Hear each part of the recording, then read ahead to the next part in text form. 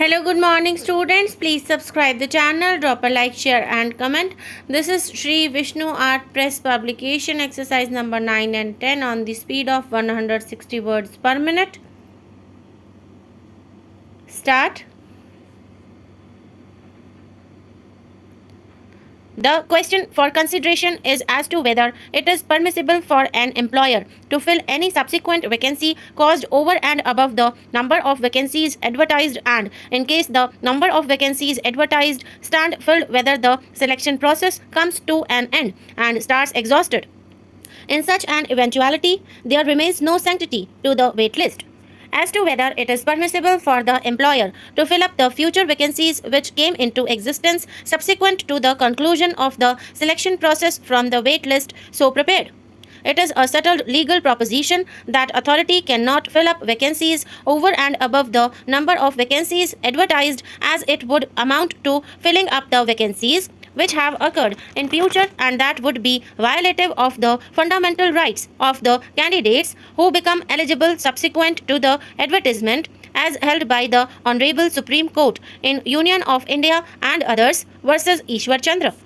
The Honorable Supreme Court quashed the appointments made over and above the vacancies advertised, holding that such an action was neither permissible nor desirable for the reason that it would amount to improper exercise of power, and only in a rare and exceptional circumstance and in emergent situation this rule can be deviated from, and it can be done only after adopting policy decision based on some rationale, as the authority cannot fill up more posts than advertised as a matter of course. The court further held that selected candidates have right to appointment only against vacancies notified, and that too during the life of the select list, as the panel of selected candidate cannot be valid for an indefinite period. Moreover, empaneled candidates in any event cannot have a right against future vacancies. It has been further held that a person does not, on account of being empaneled alone, acquire any indefeasible right of appointment.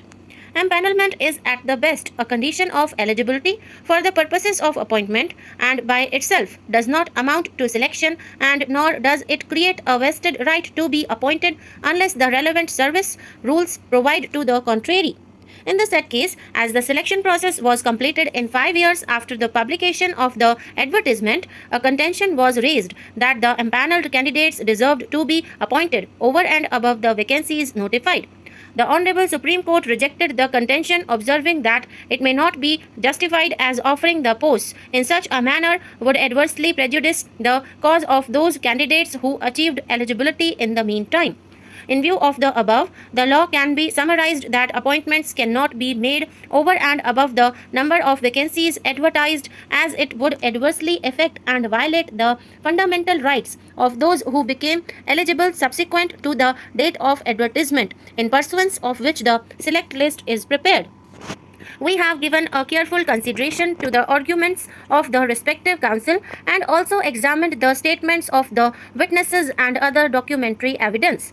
The first argument regarding motive is concerned, we are of the opinion that it is an admitted fact that there was long-standing enmity between two families. Litigation was continuing, and there is no reason why they will be falsely implicated, eliminating actual assailants.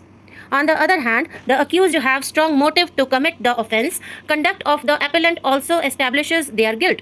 The accused Kali Prasad absconded and evaded his arrest. The intention of the accused to commit the offence is also clear from the circumstances of the case. The accused had come to Varanasi fully armed with firearms. They had prior knowledge where the deceased worked and where he lived, and the route which he used to take to reach home. They were in wait and completed their well-hashed-out plan by causing injury on the vital part, and were successful in their attempt, and therefore any argument regarding motive to commit the offence is of no consequence. On the other hand, the presence of first informant at the time and place of occurrence also does not appear to be doubtful. The first information report is prompt 1. PW1 was also present at the time of inquest, and it is not a case that he has been introduced subsequently as a witness. His presence has also been shown in the site plan. Place of incident is also close by where PW1 and deceased resided.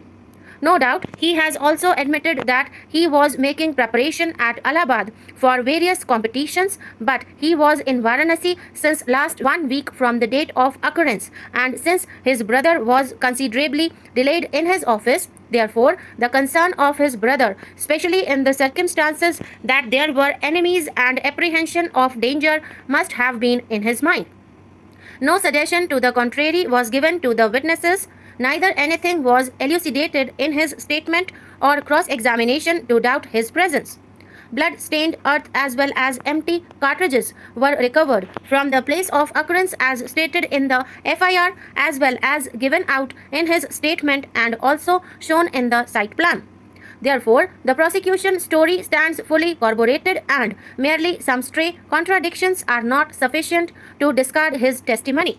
Regarding the argument that he is an interested witness, we are of the view that at the time of occurrence he is the only natural witness and prosecution has not made any attempt to add an independent witness only to prove the prosecution case. The presence of Nepal Singh, PW3, has been shown in the site plan, and he has also admitted that he is residing in the near vicinity. Nepal Singh is an independent witness who has supported the evidence of PW1, and therefore the argument that conviction has been based on a single testimony of an interested witness is not acceptable.